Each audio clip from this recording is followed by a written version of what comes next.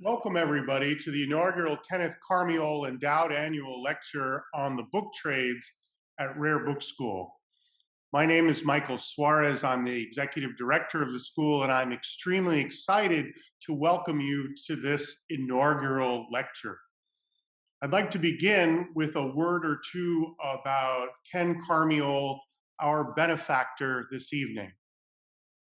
After graduating with a degree in history from the University of California, Santa Barbara, where he began selling books in his junior year, a glimpse of things to come, Ken worked as a Peace Corps volunteer. Returning to Southern California, he then earned a master's degree in library science from UCLA.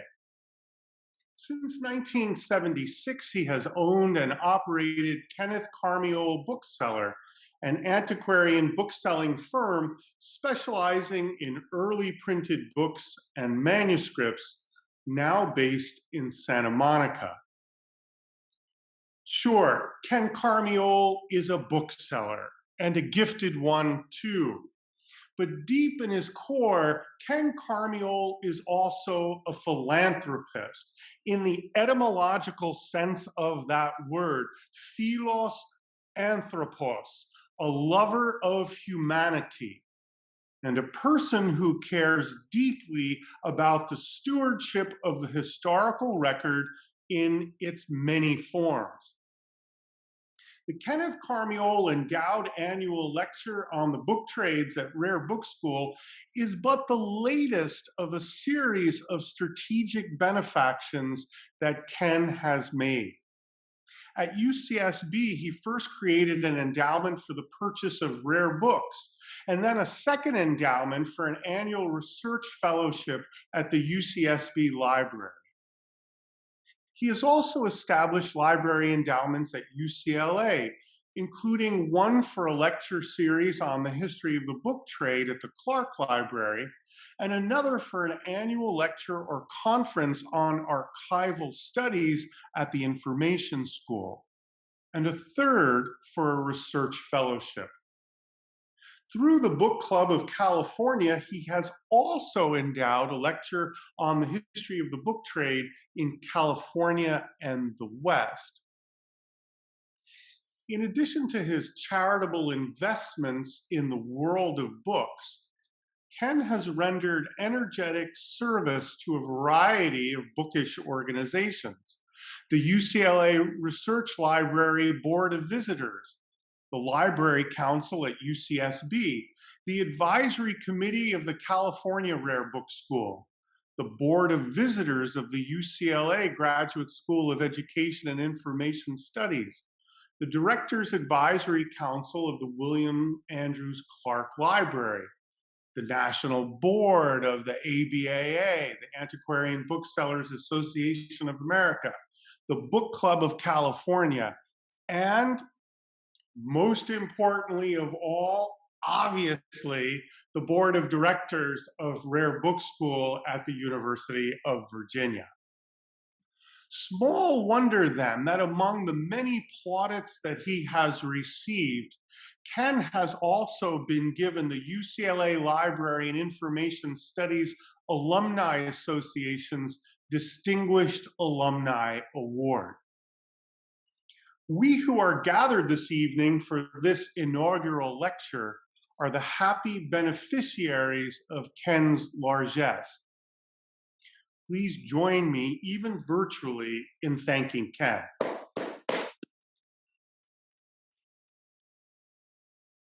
And now for our speaker.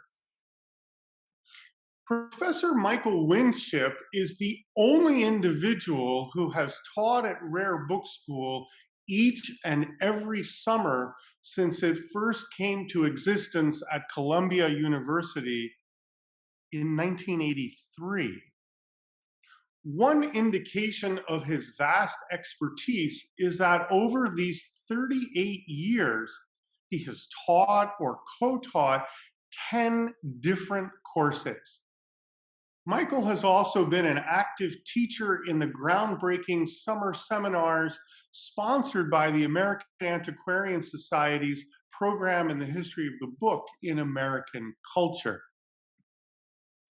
For some 30 years, Michael was a member of the English department of the University of Texas at Austin, where he is currently professor emeritus. From 2003 until his retirement, Michael held the Iris Howard Regents Professorship in English Literature. How did he get there? For a start, Michael's AB from Harvard College was awarded magna cum laude. His major, German and Scandinavian literature. Michael then worked first as a forwarder at the Harcourt Bindery in Boston, and then as a freelance hand binder and book restorer in New Hampshire, before earning a master's degree from the Graduate School of Library and Information Science at Simmons College. Crucially, between 1978 and 1991, Michael Winship edited and completed the final 3 volumes of the Bibliography of American Literature, for which labor he received the highly prestigious Bibliography Prize of the International League of Antiquarian Booksellers. Michael's work on the BAL is now legendary for the simple reason that it's magisterial. Michael's doctorate is from Oxford University, where he studied under the great scholar and perhaps even greater educator, Donald Francis Mackenzie. The book that came from his DPhil thesis was no ordinary production. American literary publishing in the mid-19th century, The Business of Ticknor and Fields, published by Cambridge University Press, is a landmark study. Small wonder then that in 1997, Michael Winship was awarded the Individual Lifetime Achievement Award of the American Printing History Association, or AFA.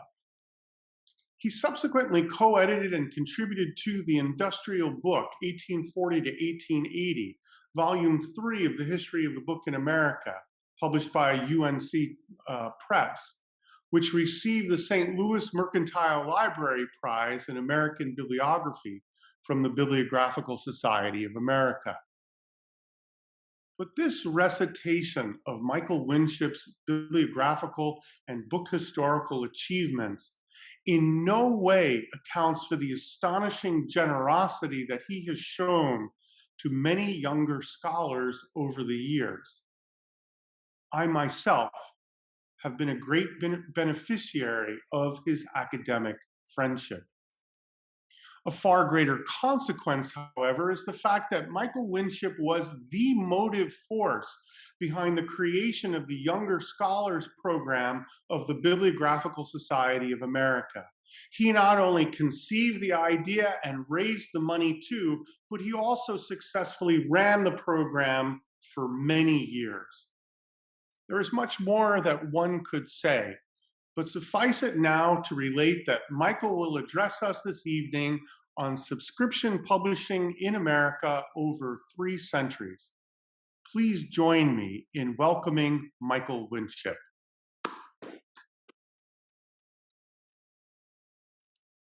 Thank you, Michael. Maybe I should just sit down now and let people, you can carry on. No. Thank you, Michael, and thank you, Rare Book School, for hosting the lecture. And thank you, all of you out there who are attending virtually, for being here. But above all, we must thank Ken Karmiole, whose generosity has made this lecture possible. Let me share my screen, which is always a challenge. Okay, there we are. Many of my thoughts this evening are the fruits of a seminar on subscription publishing that I directed in June 2016 at the American Antiquarian Society. I'd like to thank also the Society and especially Paul Erickson for organizing and sponsoring that seminar. But I especially want to recognize the many contributions of the participants in that seminar, who through their comments, questions, and insights helped me reach some of the preliminary conclusions that I'm offering here tonight. In preparing this lecture, I've also received help and advice from Lynn Farrington, Basie Gitlin, and Jim Green, and I want to thank them as well. So, maybe I should go back. Here is my lecture title, Subscription Publishing in America Over 3 Centuries. And let me start. It is claimed that the subscription book trade is no upstart, now for the first time making its appearance and claiming a share of public patronage. But on the contrary, that it is older than the regular trade, and that every considerable work published from 50 to 150 years ago had either a printed list of subscribers to it or a reference to agents by whose canvassing it was to be circulated. This we readily grant. This claim, made over 150 years ago, for the long-standing role of subscription publishing as an important alternative to the regular trade, remains as true today as it was back then in those decades following the Civil War.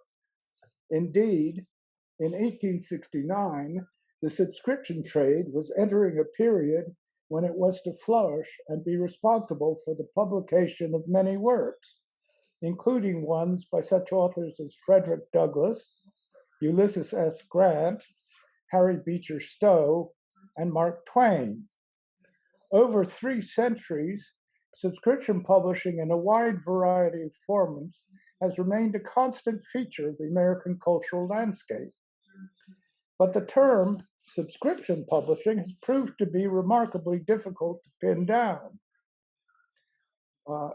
as it has been applied to a variety of publishing practices employed in the American colonies in the United States from the 18th to the present century.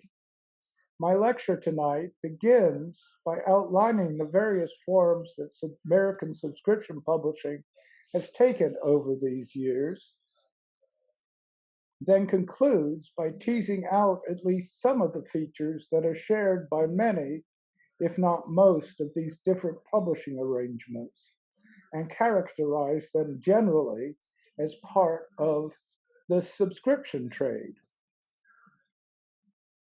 Subscription was a familiar method for subsidizing any number of projects in 17th and 18th century England, like Kickstarter or GoFundMe today. Subscription schemes depended on contributions gathered from many people rather than on the patronage of aristocracy or startup investment from the wealthy to underwrite the costs of undertaking a project. Subscriptions were everywhere. They were used to raise support the building of hospitals and other civic buildings, to underwrite insurance companies, to fund charities, scholarships, and entertainments. Indeed, the large trading companies of 17th century England, the East India Company and the Hudson's Bay Company, might, as joint stock companies, be considered of partaking of the subscription principle. And, as in England, the American colonies employed subscription schemes to fund public enterprises, perhaps most famously by Benjamin Franklin and his friends in 1731 to found the Library Company on an original scheme to make books available to his friends and the residents of Philadelphia. The publication of books by subscription was only one of these many subscription schemes. In England, the first book published by subscription is generally agreed to have been John Mishu's Doctor in Linguists, his Guide to Tongues in 11 Languages, that was published in London in 1617. Over the following century, the subscription method was used by both booksellers, those who we today would characterize as publishers, and scholars and other individuals from time to time to underwrite the costs of publication of an expensive book. About 1720, the practice appears to become more common in England, perhaps a response to the passage of the Statute of Anne, the original copyright law in 1710. In the American colonies, the first recorded attempt at subscription publishing is documented by a proposal issued by William Bradford of Philadelphia on March 1688 for a large house Bible. His subscription came to nothing, as far as we know, but over the following decades, a few further attempts can be documented. The first substantial work to appear in America containing a list of subscribers was Samuel Willard's A Complete Body of Divinity, issued in Boston in 1726. And thereafter, subscription publishing became a well-established feature of the American book trade. The basic procedure for the publication of a work was to issue a proposal for the publication of a work as a newspaper advertisement or as a separate broadside or flyer distributed to a small network of agents who had agreed to accept subscriptions. And here is one of these, the proposals for Jonathan Edwards' biography of David Brainerd, apostle to the Indians, or martyr to the Indians. And you can see there's the proposals, and then a list of subscribers handwritten in. If the response to the proposals was adequate, the initiator of the scheme, either author, bookseller, or printer, went ahead and put the work to press. Often, however, the response wasn't, and many subscription works that were proposed never appeared, or only appeared many years after the original proposal. Many, but not all, printed a list of subscribers as part of the work. But my belief is, list or no, most substantial works that appeared in colonial America during the 18th century that were not sponsored by an institution or a patron were, in fact, likely published by subscription, at least in part. By the final years of the colonial period, the subscribers' lists in several works, Charles Churchill's Poems, a 1768 reissue of London Sheets by James Rivington of New York, and William Robertson's History of the Reign of Charles V, and Blackstone's Commentaries on the Laws of England, both of 1770-1771, printed and published by the colorful Robert Bell of Philadelphia, prove that at least some subscription works were reaching an extensive, if not national, market in the American colonies.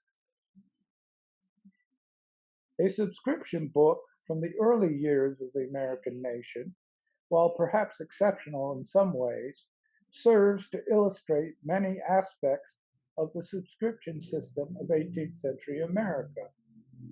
On March 1st, 1790, three New York printers, Robert Hodge, Thomas Allen, and Samuel Campbell, issued proposals to publish a subscription edition of Brown's self-interpreting Folio Family Bible.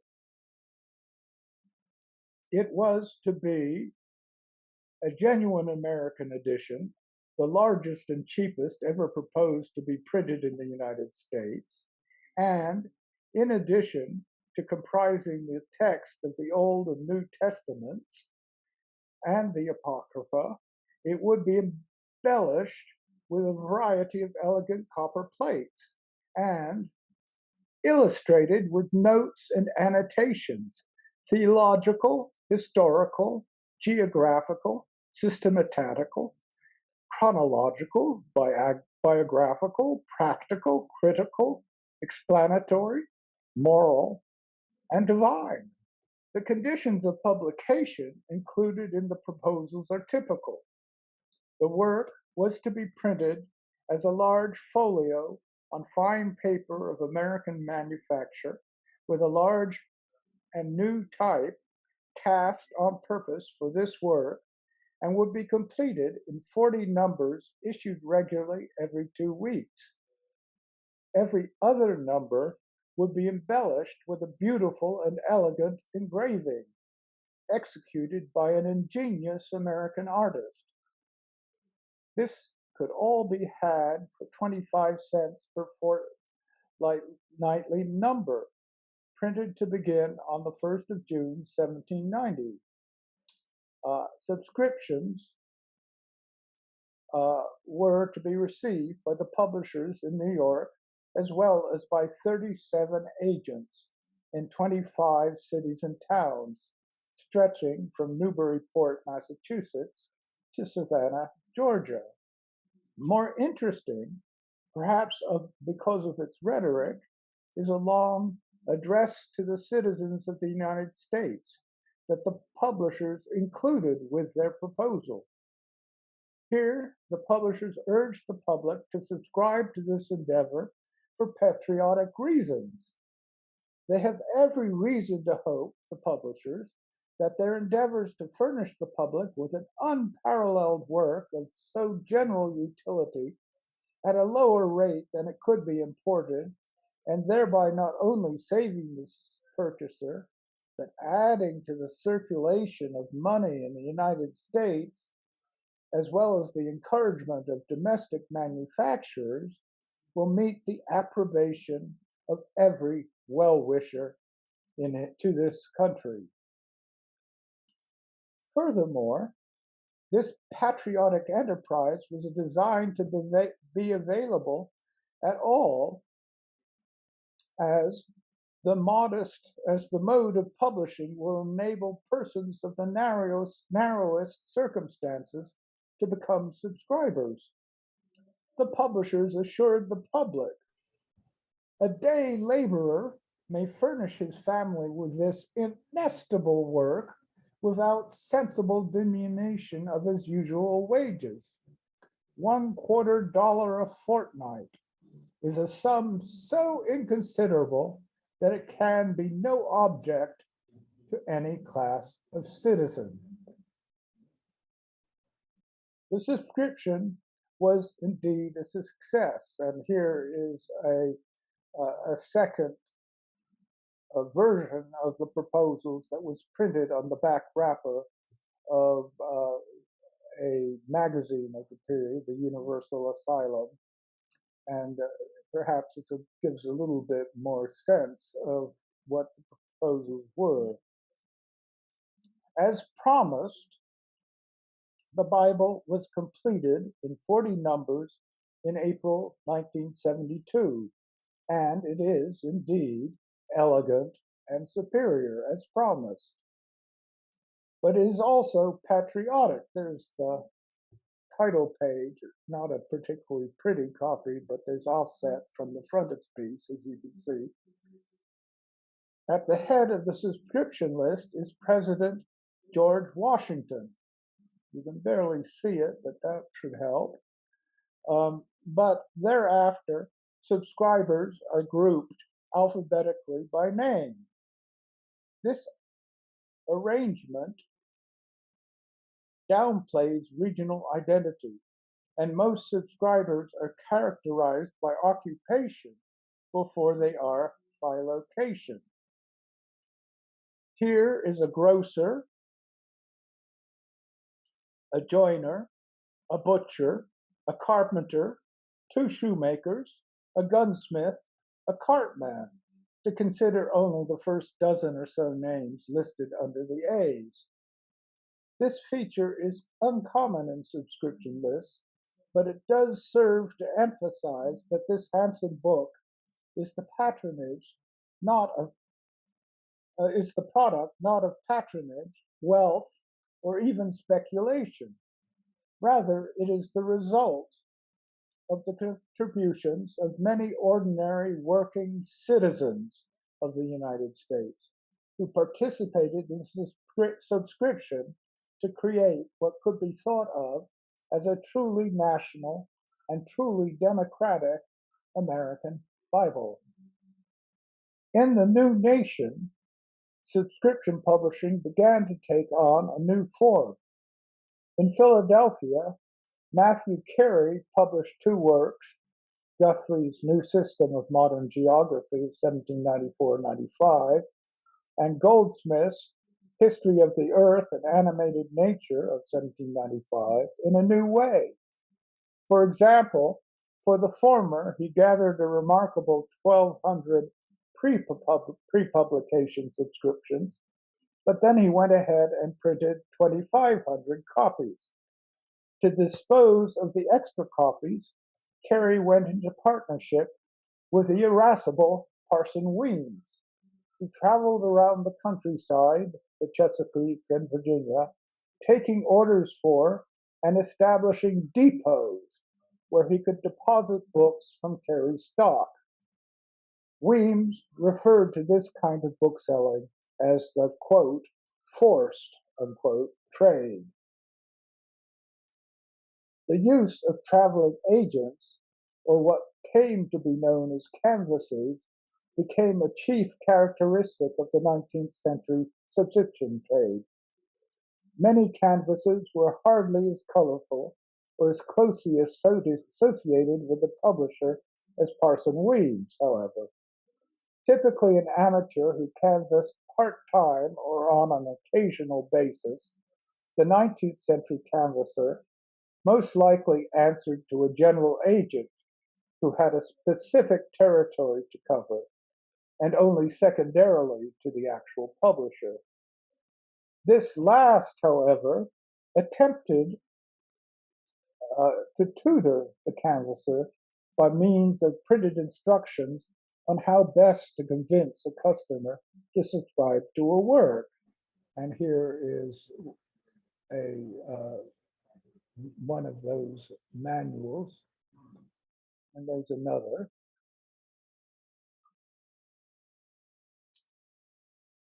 Key to the canvasser's sales pitch was an elaborate prop, the canvassing book, which in its fullest form consisted of the title page and preliminaries of the work being canvassed, along with a selection of pages from the text itself, a selection of testimonials from influential people, a printed statement of the terms of subscription, blank pages for entering the names of subscribers, and some sort of representation of the different bindings that the subscriber could choose among.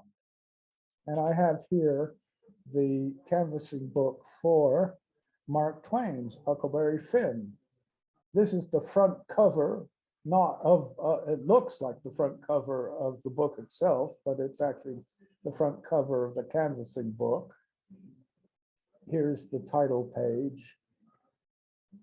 This is the last page of text, and it only includes a few selected pages of text. There's Hucks heading out to the territories with a caption, what does it say? Something like, well, I can't read it, but perhaps you can. And then some advertising material, and then the terms. And you can see here it's offered in 3 different bindings, and these are blank pages for, there you can see the terms more clearly. So there are the terms and just the rhetoric of it. A book for the young and the old, the rich and the poor, a cure for melancholy. 9/10 of our ills are due to an overburdened mind, an overtaxed brain, or imaginary troubles that never come. An amusing book is a panacea, more agreeable than medicine and less expensive than doctor's bills, etc. This is all Huck Finn. As an English teacher, I never knew all this. I could have sold my students. And there are some subscribers in this particular one. And then finally, this is the back cover, which shows you the spine of the book, if it were the real volume. And then you can see it comes in two different kinds of cloth, a calf and a Morocco. And this is, the copy belongs to C. Waller Barrett, or the University of Virginia Special Collections. The canvasser, after signing up a subscriber, was expected to visit customers twice. First, to convince them to place an order, then a second time to deliver the book and collect the money. The 19th century saw the industrialization of book production, and subscription publishers took full advantage of the possibilities introduced by the use of printing plates, wood engraving, and other methods for reproducing illustrations, and new binding techniques and styles. The typical subscription book was distinctive and easily recognizable today. Bulky, often printed on spongy paper in large type, well-leaded, heavily illustrated, and flashily bound. Certain topics and subject matter were also particularly suited for subscription books.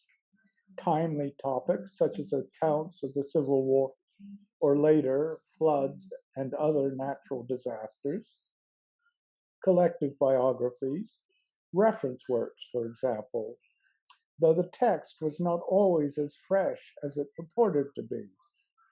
Subscription books were highly priced, often half again as much as a comparable trade book, a premium required to cover the large commissions afforded to the general agents and canvassers.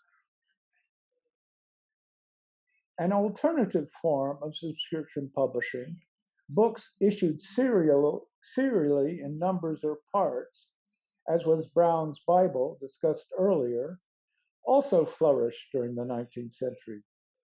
These might be expensively printed, illustrated technical or color plate books, such as Audubon's various editions containing illustrations of American birds and quadrupeds. And there's the prospectus for Audubon's, the big elephant folio of Audubon, as it happens, or Picturesque America, a book full of landscape views. Or they could be cheaply printed paper-covered pamphlets or books, often issued in number series, distributed via second-class postage newsagents or on trains. Here one thinks of such successes as Beatles' dime novels, or the many reprints that the mostly foreign authors issued in the numerous cheap libraries of the 1870s and 80s, before the Chase Act of 1891 legitimized international copyright in the United States of America. The practices surrounding the publication of these works has much in common with that of regular periodicals, newspapers, and magazines, and it indeed is often difficult to draw a clear line to distinguish the two, as in the case, for example, with the extras published by New World and Brother Jonathan. in the years following the Panic of 1837. During the 19th century, many publishers established themselves as a separate enterprise, distinct from publishing, trade publishing, undertaken by firms, many in Hartford, but also others elsewhere in cities such as Philadelphia and Chicago, dedicated to the subscription business. As the century progressed, many of the larger trade publishers also established semi-independent subscription departments to supplement their regular business. By century's end, however, the dedicated subscription firm and its canvassers had fallen into disrepute and had garnered a negative reputation as purveyors of subpar, if not worthless, books, bulked out to make them appear expensive and forced on customers by means of high pressure sales tactics. A second subscription book, this time from 1890, demonstrates many of the features of the 19th century subscription system. Henry M. Stanley's In Darkest Africa, the subject of the work was Emin Pasha Relief Expedition of 1886-89, one of the last major European expeditions into the interior of Africa of the 19th century. After the rebel army of El Mahdi, the Islamic fundamentalist, captured Khartoum in early 1885 and executed Charles George Gordon, the Governor General of Sudan, the Egyptian administration of that country collapsed.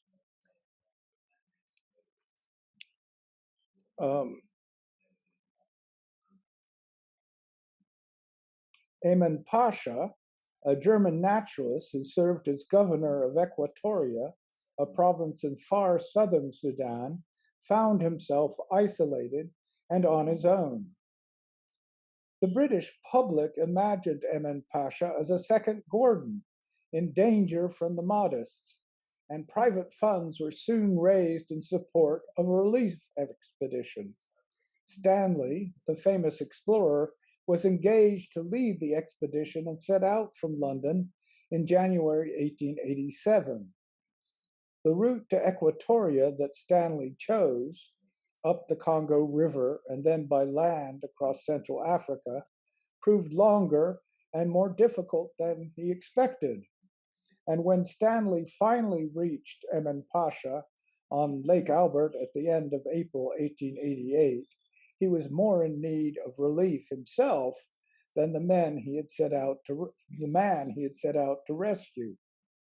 Indeed, Emin Pasha had no real desire to leave Equatoria, though he welcomed the supplies and support that the expedition delivered. However, the arrival of Stanley's expedition served more to unsettle the region politically than to stabilize it, and eventually Stanley prevailed upon Emin Pasha to abandon Equatoria and to accompany him to the east coast of Africa. They arrived there in early December 1889. Public interest in the expedition in both Europe and America was intense, fueled by scanty reports about the fate of Emin Pasha and from Stanley's expedition that had appeared intermittently in newspapers.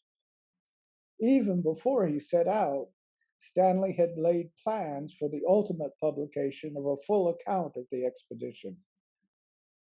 Although the expedition had proved to be chaotic and difficult, in many ways it failed to achieve its goals, Stanley made sure to put his own actions in the very best light. In January 1890, he traveled from East Africa to Cairo, where he settled down to write up his notes. His manuscript was quickly completed in just 50 days. Publication followed in late June of 1890. The competition among American publishers for the American rights to Stanley's account was, according to Edward Marston, the London publisher who organized the whole process, very keen. But the enterprise of Charles Scribner's son, not to mention a hefty payment to Stanley in addition to the regular royalty, won the day. American rights for this work must have been especially valuable because Stanley, as a naturalized citizen, was legally entitled to copyright protection in the United States at the time. Still, this fact did not keep unscrupulous subscription publishers from preparing misleading competing works of what Marston described as books of flashy pictures and extravagant bindings, and matter made up from the very scant material supplied in Mr. Stanley's already published letters, bumped out by other matter pillaged from his previous works. Publication days for the Scribner subscription edition in 2 volumes in Darkest Africa was 28 June 1890. There it is. Sales started out strong, but there's the subscription terms. Sales started out strong, but by the end of 1892, subscription purchases had all but stopped. At that date, however, overall sales had reached the satisfactory, though hardly outstanding number of 87 or just over 87,000. The Scribner firm had overestimated demand, however, and it had nearly 21,000 copies on hand, with little hope of selling them through subscription agents and canvassers. In a letter to Stanley in January 1893, the firm made a proposal for working off the surplus. It would offer copies as a premium in connection with Scribner's magazine as a combination price. This solution, basically a form of remaindering, was feasible only if Stanley agreed to accept a flat payment of £400 in lieu of his regular royalty. After disposing of the surplus, the Scribner firm proposed to Stanley to sell the book in future in a new edition in bookstores through the ordinary trade, paying him a reduced royalty. Stanley agreed, and the work remained available in that form for years. As the specialized subscription firms faded away at the end of the 19th century, many trade publishers, such as Scribner's, expanded their subscription operations and began offering multi-volume sets sold on an installment plan. What these publishers had discovered was that most customers were honest enough to pay a monthly invoice when sent through the mail with each volume, especially if the set offered value for money. Thus, they could do without door-to-door canvassers and the hefty commissions that their use entailed. Beginning in the 1880s, multi-volume sets of the collected works of standard authors, including Americans whose works were beginning to emerge from copyright protection, were offered this way with great success. Noteworthy among these collected editions was the New York edition of Henry James's fiction, heavily revised and published by Charles Scribner's son in 24 volumes from 1907 to 1909. There you can see them. Other works issued by subscription included multi-volume encyclopedias and other reference works. Appleton's New American Cyclopedia, a precursor published from 1858 to 1863, had already been available only by subscription. Other multi-volume sets include collections of edifying reading material for children or adults. One thinks here of Charles W. Eliot's 5-foot shelf of Harvard classics containing the texts that would provide the essentials of a liberal education for anyone who had just 15 minutes a day for reading. And there is just 10 of the 50 volumes that made up the 5-foot shelf. And there's one of the advertisements which assure you that 15 minutes a day are enough for basically an essentials of a liberal education. The 20th century saw further variations on subscription publishing, perhaps most innovatively with the emergence of the book clubs in the 1920s. The Book of the Month Club, founded in 1926 by Harry Sherman, was the pioneer. The BMOC promised to provide each month to subscribers who were made to feel overwhelmed and unable to choose wisely a title from among the many new trade publications that had been selected and endorsed by a panel of experts to suit the subscribers' needs. And there is, I believe, the original advertisement for the Book of the Month Club from the New York Times. And you can see, again, all of these things, the rhetoric involved is fascinating. The BOMC, from Sherman's genius, however, was his introduction of the so-called negative option. Each month's selection was accompanied by a postcard that named the following month's selection. If the postcard was not returned by the subscriber declining the selection before a stated date, the choice was considered accepted and purchase price due. The advantage of this scheme, which amounted to what in effect were advance orders, was that it provided Sherman with the information needed to analyze the market for each work in detail and to avoid the pitfall of producing beyond market demand. Another 20th century development with ties to subscription publishing was the emergence of pocketbooks and other mass market paperback imprints after 1939. These low-cost books, printed on cheap paper and in an adhesive binding with paper covers, were distributed like magazines by the American News Company, which rack-jobbed them in drugstores, train stations, and other places where traditionally books may not have been available. If a particular title had not sold out by the end of the month, the distributor or proprietor would simply remove the front cover to prove that it was still in stock but not sold, and discard the remainder of the book so that a new title could take its place on the rack.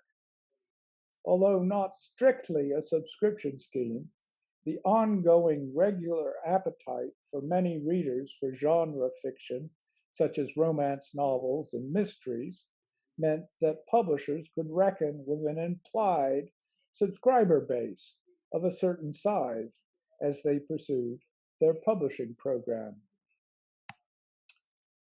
Today, subscription publishing is still with us, even as trade publishing is undergoing profound changes as it adapts to the global world of multinational, multimedia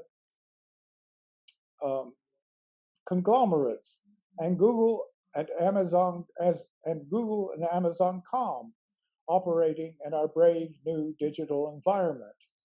Of course, book clubs and genre fiction and paperback still remain popular, but perhaps we who are academics are most affected by subscription publishing in our professional lives by the various digital resources that Redex, EBSCO, and other firms offer to our universities for an often quite hefty subscription fee for the use by their students and faculty. Fortunate indeed are those whose university library has the budget to provide access to all the databases that we might need or want to use.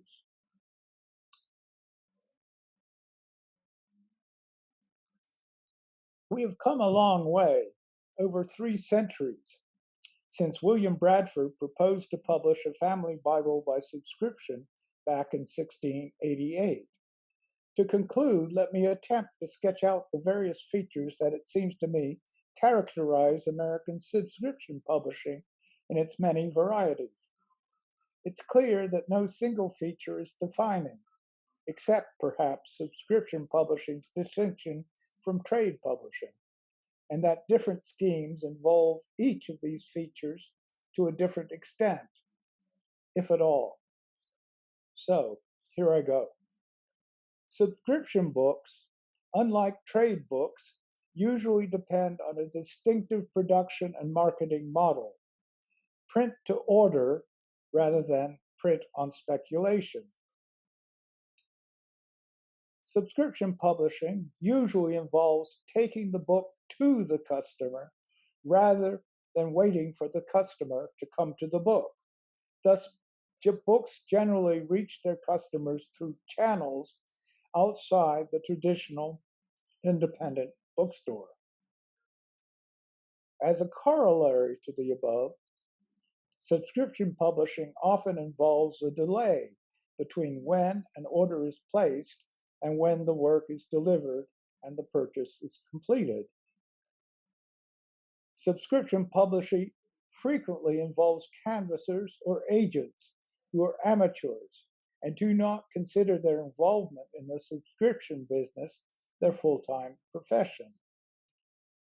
Subscription publishing has often involved innovative or high-pressure selling methods, with the result that many purchasers are reluctant customers.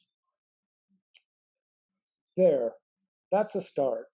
This talk has covered a great deal of ground, and you will likely have your own thoughts and ideas to add to mine. I look forward to your comments and suggestions during the question period and hope to learn from them. Thank you. Thank you, Michael. If you unscreen share, then we can, perfect. I will moderate the questions from the chat. The first question is, how did booksellers hold subscribers accountable for their pledges?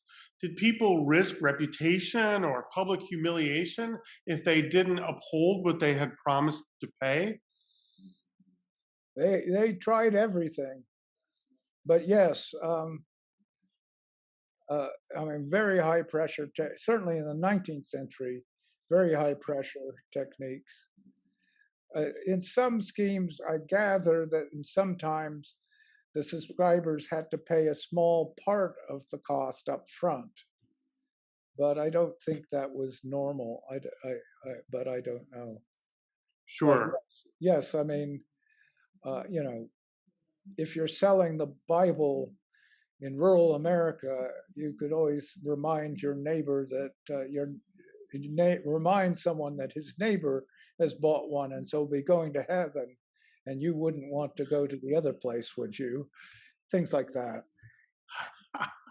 We all remember that in England, of course, you typically paid 50% up front and then 50% when you receive the book. So a different kind of model. And we remember that Samuel Johnson lost the subscriptions to Shakespeare, even though he had received some of the money up front, and that didn't do much for his reputation. Joan Friedman asks, do we know whether 25 cents per fortnight really was affordable for a typical worker? I guess, Joan, you're the accounting specialist. I always find trying to translate money into something that is equivalent to modern value just a mug's game. The publishers claim that this is true. uh, I suspect for in Philadelphia, the city, where or New York, both, you had this class of uh, mechanics and working citizens who had their own sort of businesses and so on. It wasn't out of the question. I'm sure there were many people who were unable to even cost to afford something like that. But it is, and I'm sorry the copy I showed you the title page of isn't uh, as bright as some, but it is a very elegant and expensive book with full of engravings, not to mention those notes, biographical, historical, etc., and divine, I might add. So Is it fair to say, Michael, that so many of these books published by subscription were um, titles that were aspirational for a rising middle class, as it were, that to buy these books was a kind of an aspirational act to self-educate your family? well, in many cases, or at least the publisher wanted you to think so. I mean, my parents, I remember when I was growing up, bought, I forget which encyclopedia, children's encyclopedia, volume by volume in the supermarket. And, they certainly didn't want, again, my neighbor's kids to get ahead in school when I didn't have a resource at hand you know, to do my homework.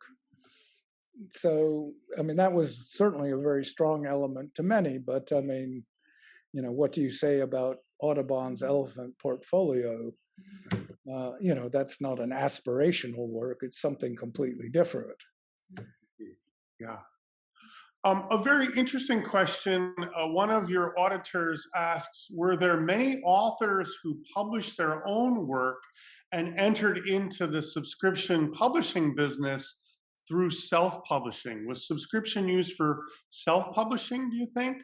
Absolutely, absolutely, and many African American books from the 19th century are subscription books. And there's this particular sort of group of books from the turn of the century that are sort of collections of biographical uh, accounts of accomplished African Americans. And of course, you had a very good targeted audience for those books, the rising middle class, African American middle class. And that goes way back. I mean, um, you know, African Americans in the Civil War is a book that came out in the 1860s, and so on.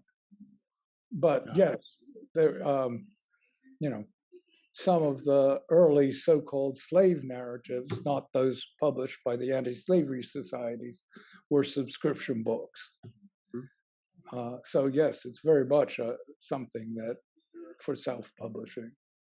And then were that self-publishing not driven partly by already extant communities like church groups and so on? Yeah, I think I mean subscription publishing is often targeted publishing. There's an audience already out there that you are writing for, which is a slightly different, say, than trade publishing, where you just publish something that you think books will people will want and put them out in the bookstore for people to come and find them.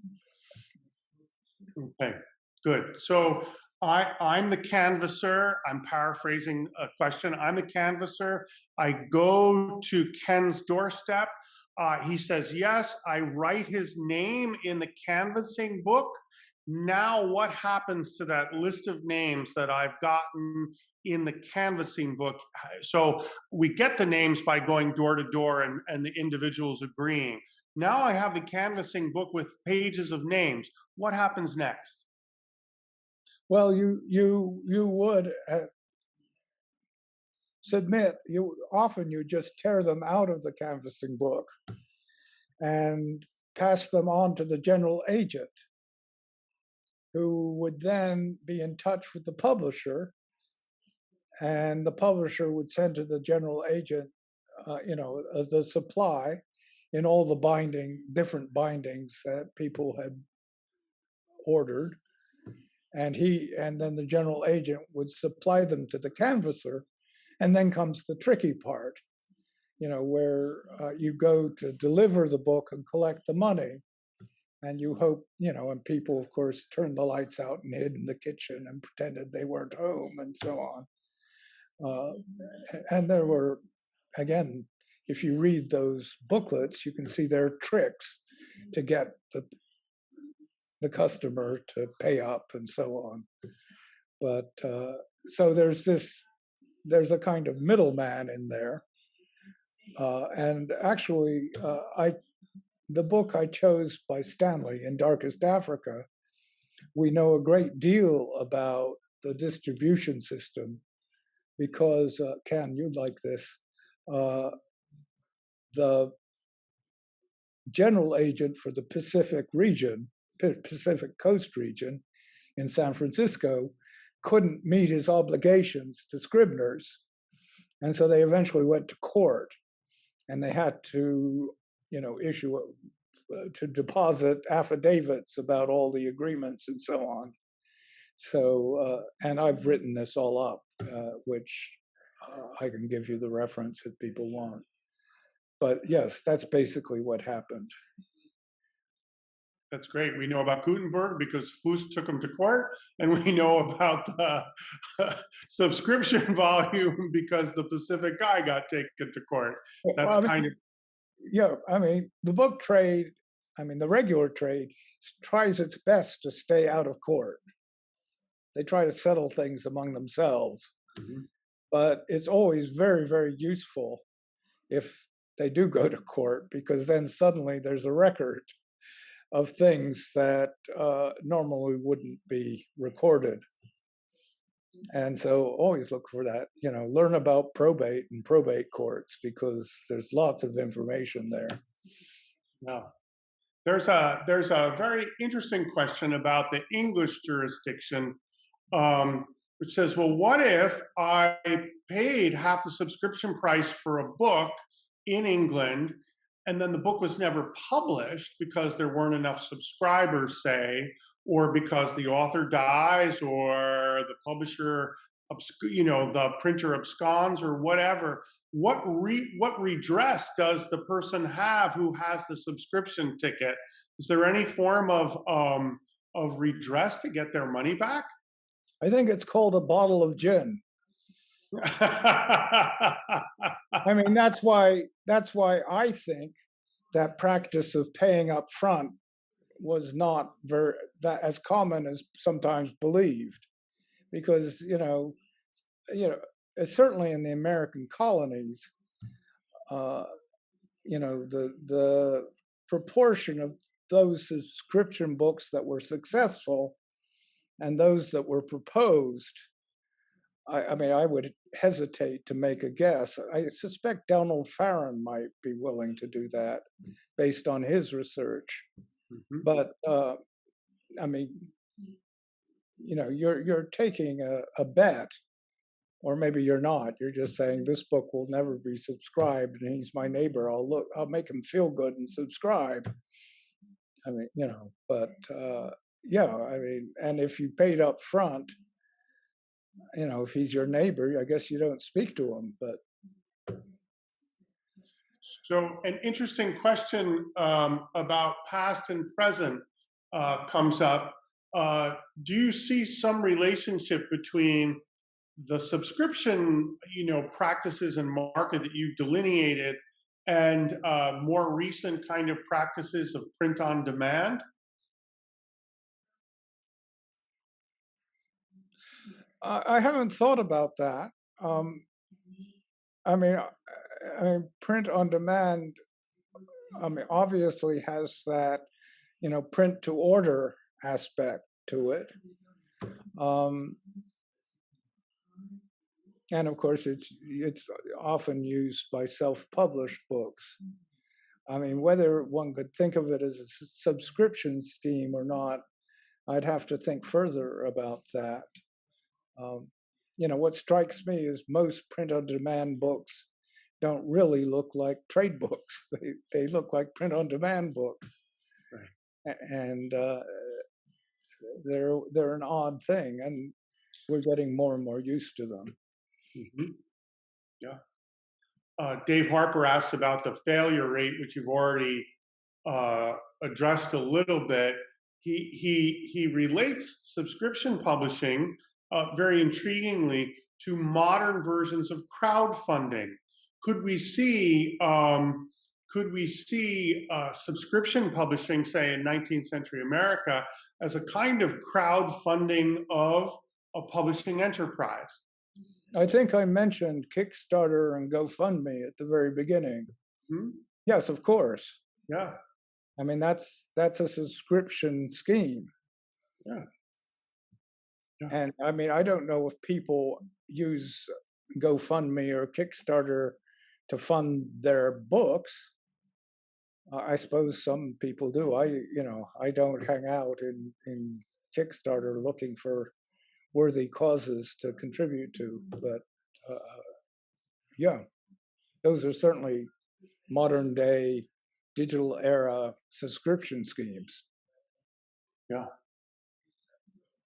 Nina Schneider asks, she's curious to know if subscribers may have failed to receive their copies because they moved house between the long time, sometimes between subscription, maybe moved to another community, maybe moved because of the exigencies of their jobs, and now the canvasser doesn't have a way to get to them.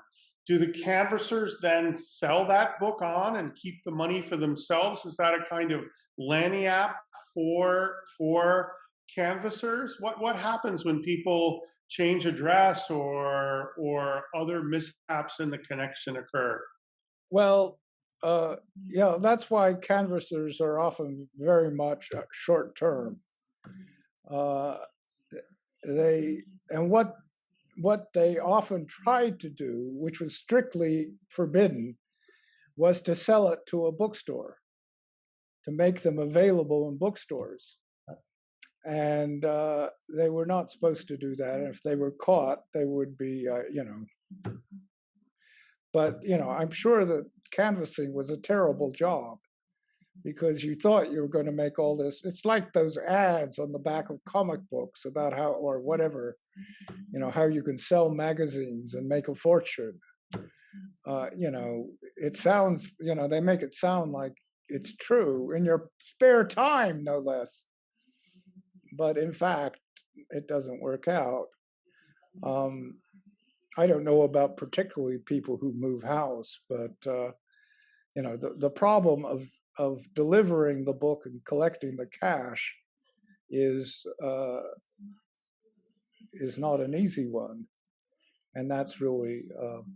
Now, I didn't bring up because I thought I'd already gone on long enough about In Darkest Africa, but that book, as well as a lot of Mark Twain's book, had another feature that I didn't mention, which is in the binding, those books had a numbered stamp, a serially numbered stamp, so that the publisher, if he bought a copy from a bookstore, could tear the binding off and see who had sold it. And this was an attempt to stop that process of dumping books. Mm-hmm. And bookstores quite liked them because, they were expensive with this big commission so that they could undercut the agents and still make a profit if they just sold them at regular trade prices. So, but yes, of course. I had a friend in college who worked summers selling Bibles by subscription in rural Texas. And she didn't really like to talk about it much.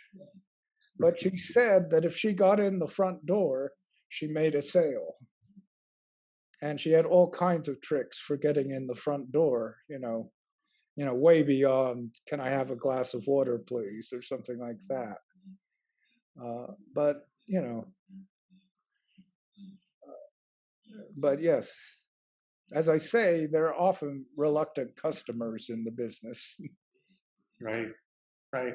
Well, I will say my mother bought her Electrolux vacuum from a door-to-door salesman, and the Fuller Brushman came to our house, and we bought the World Book Encyclopedia from on subscription because we certainly couldn't afford it otherwise. But we bought it in parts from a door-to-door salesman.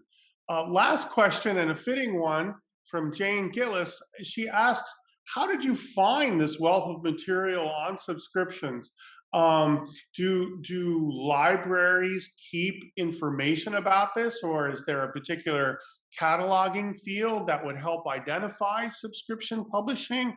How does one enter into this vast and not entirely uncharted, but not completely charted territory?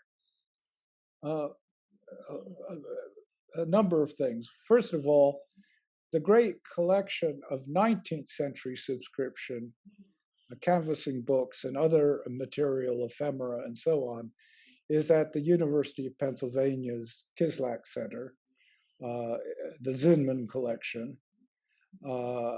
And I did mention Lynn Farrington, who helped me do this. I'm just thinking. The second, I believe that eventually this talk will be published. And the main reason I want to publish it is not for the talk, but for a list of further readings that I've been compiling, so that I don't have to answer people's questions. The third thing I'd say is that I do not consider myself an expert in subscription publishing, but I talked about the seminar at AAS, and I had long wanted to do a seminar because it would force me to pull together everything I've learned over the years about subscription publishing and try to make sense of it. And as I say, I'm very grateful to the Antiquarian Society and Paul Erickson for allowing me to do that. And I guess you could say this evening is the fruit of that endeavor. But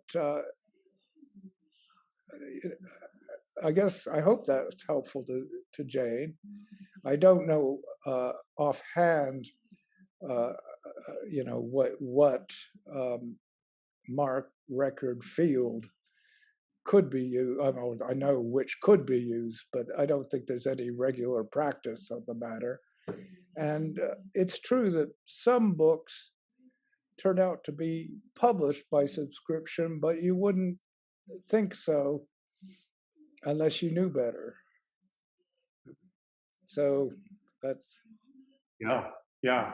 A nice note about the University of Rochester's Special Collections Library has some interesting materials from the Wheatland Farmers Library as well. There are other collections, but yes, the Kislak Center at Penn certainly probably is the place.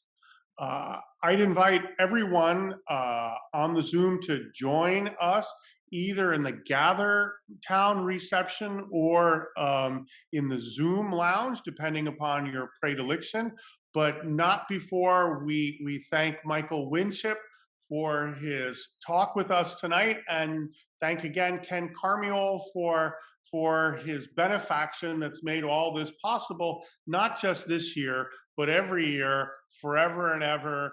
I'll say it. Amen. See you guys in the lounge one way or the other. Thanks, guys. Thank you.